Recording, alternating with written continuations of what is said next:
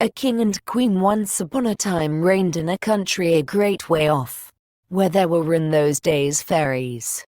Now this king and queen had plenty of money, and plenty of fine clothes to wear, and plenty of good things to eat and drink, and a coach to ride out in every day, but though they had been married many years they had no children. And this grieved them very much indeed. But one day as the queen was walking by the side of the river, at the bottom of the garden, she saw a poor little fish, that had thrown itself out of the water, and lay gasping and nearly dead on the bank. Then the queen took pity on the little fish, and threw it back again into the river, and before it swam away it lifted its head out of the water and said, "I know what your wish is, and it shall be fulfilled. In return for your kindness to me, you will soon have a daughter." What the little fish had foretold soon came to pass, and the queen had a little girl, so very beautiful that the king could not cease looking on it for joy, and said he would hold a great feast and make merry, and show the child to all the land. So he asked his kinsmen, and nobles, and friends, and neighbors. But the queen said, "I will have the fairies also, that they might be kind and good to our little daughter." Now there were 13 fairies in the kingdom, but as the king and queen had only 12 golden dishes for them to eat out of, they were forced to leave one of the fairies without asking her. So 12 fairies came, each with a high red cap on her head, and red shoes with high heels on her feet, and a long white wand in her hand. And after the feast was over they gathered round in a ring and gave all their best gifts to the little princess.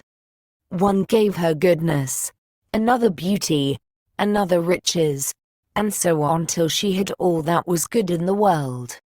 Just as 11 of them had done blessing her, a great noise was heard in the courtyard, and word was brought that the 13th fairy was come, with a black cap on her head, and black shoes on her feet, and a broomstick in her hand.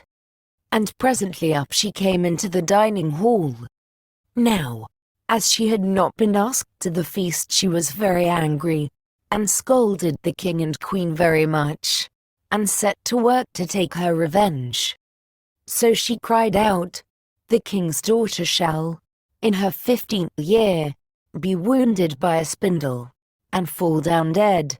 Then the 12th of the friendly fairies, who had not yet given her gift, came forward, and said that the evil wish must be fulfilled, but that she could soften its mischief.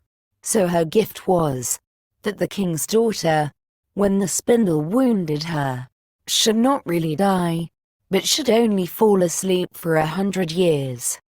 However, the king hoped still to save his dear child altogether from the threatened evil, so he ordered that all the spindles in the kingdom should be bought up and burnt. But all the gifts of the first 11 fairies were in the meantime fulfilled, for the princess was so beautiful, and well behaved, and good, and wise, that everyone who knew her loved her. It happened that, on the very day she was 15 years old, the king and queen were not at home, and she was left alone in the palace. So she roved about by herself, and looked at all the rooms and chambers, till at last she came to an old tower, to which there was a narrow staircase ending with a little door. In the door there was a golden key, and when she turned it the door sprang open, and there sat an old lady spinning away very busily. "Why?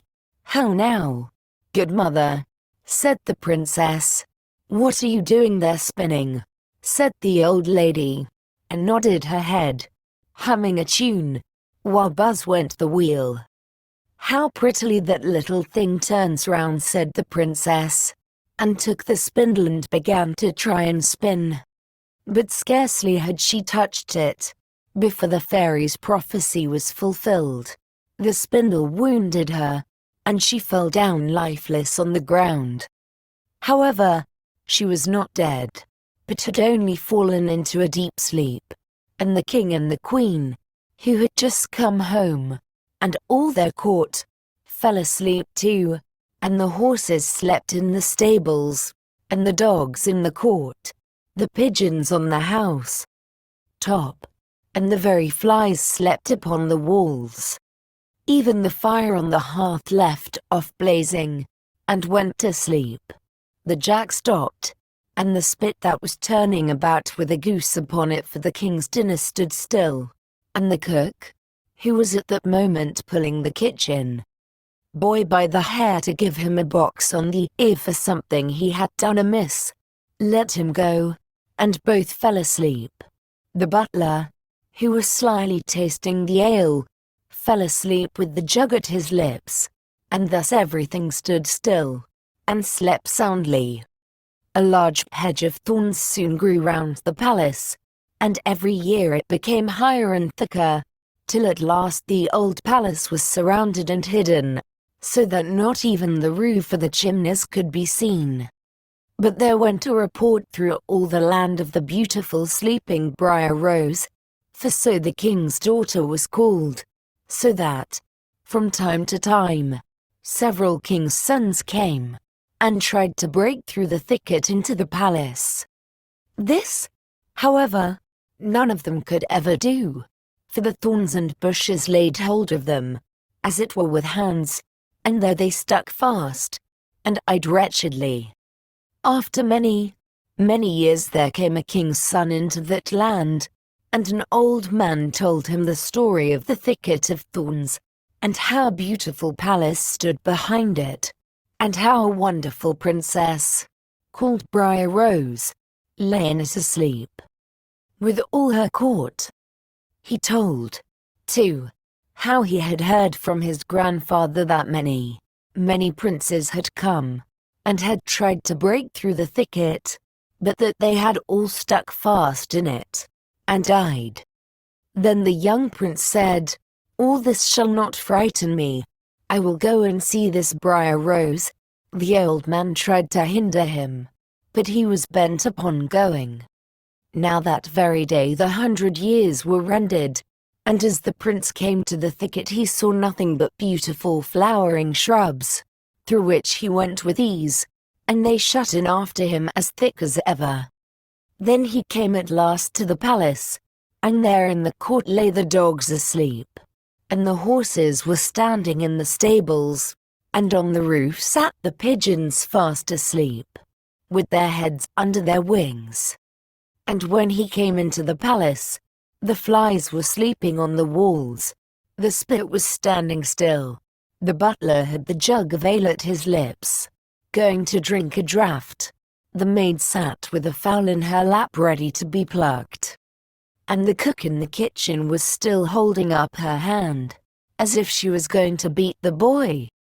Then he went on still farther, and all was so still that he could hear every breath he drew, till at last he came to the old tower, and opened the door of the little room in which Briar Rose was, and there she lay, fast asleep on a couch by the window. She looked so beautiful that he could not take his eyes off her, so he stooped down and gave her a kiss. But the moment he kissed her she opened her eyes and awoke, and smiled upon him, and they went out together, and soon the king and queen also awoke, and all the court, and gazed on each other with great wonder. And the horses shook themselves, and the dogs jumped up and barked. The pigeons took their heads from under their wings, and looked about and flew into the fields. The flies on the walls buzzed again. The fire in the kitchen blazed up. Round went the jack, and round went the spit, with the goose for the king's dinner upon it. The butler finished his draught of ale, the maid went on plucking the fowl, and the cook gave the boy the box on his ear. And then the prince and Briar Rose were married, and the wedding feast was given, and they lived happily together all their lives long.